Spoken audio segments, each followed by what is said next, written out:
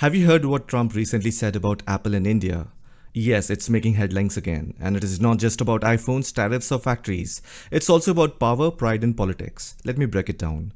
So, picture this. Apple, one of the richest companies in the world, is moving more and more of its iPhone production to India. That's huge and good for India, but not everyone is happy about it. US President Donald Trump, who is also a businessman at heart, is the one who is not very happy about it.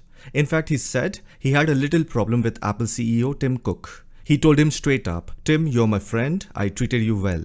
But now I hear you're building all over India instead of America. That's not okay." Why did he say that? Because Trump believes if Apple wants to sell in America, they should build in America. Now here is where it gets interesting. Trump complained that India used to be one of the highest tariff nations in the world. Basically, it was very hard for American companies to sell products in India because of huge taxes. And what was Trump's reaction?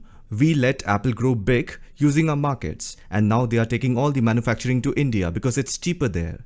And to be fair, that's a classic Trump-style argument, and also part of his political manifesto, America First. But then let's be real for a second. Why is Apple going to India? Simple: cheaper labor, skilled workforce, supportive government, and avoiding Trump's tariffs on China.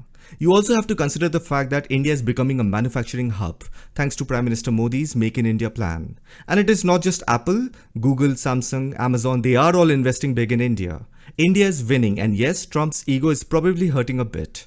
Now some people are wondering, will this hurt the friendship between India and the US? Not really. Trump and Modi have a strong bond. Remember the Howdy Modi event in Houston?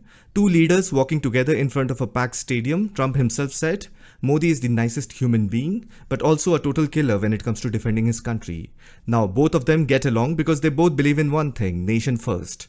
Modi says India first, Trump says America first, and somehow that clicked.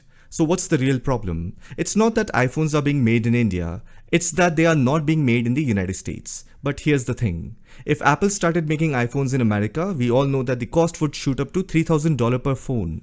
Would you pay that much for an iPhone? No, right? So, in a weird way, Apple building in India actually helps Americans too. Americans will get the same phone for $1,000 instead of $3,000. That's a win-win, right? And let's also try to understand, is India scared of Trump's remarks? Not at all. Foreign Minister Jaishankar once said it clearly. We are not nervous about the US. Many countries might be, but not us. Indian officials even told the Economic Times that Apple and other big companies are sticking to their plans. No one is changing course just because Trump made a statement. In fact, Apple confirmed that India is a key part of their future.